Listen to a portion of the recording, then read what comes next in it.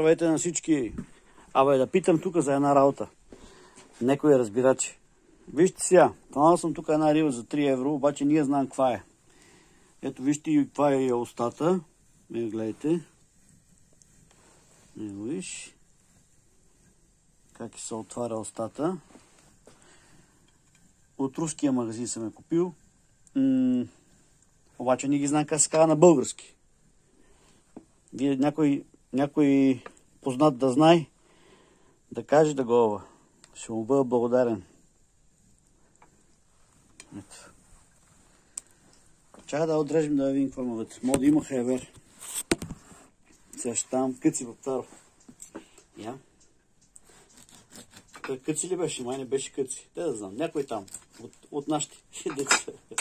Я да видим сега има ли късмет. О, да. Имаме късмет. Ево е. Има хайвер. Еми, какво? За 3 евро.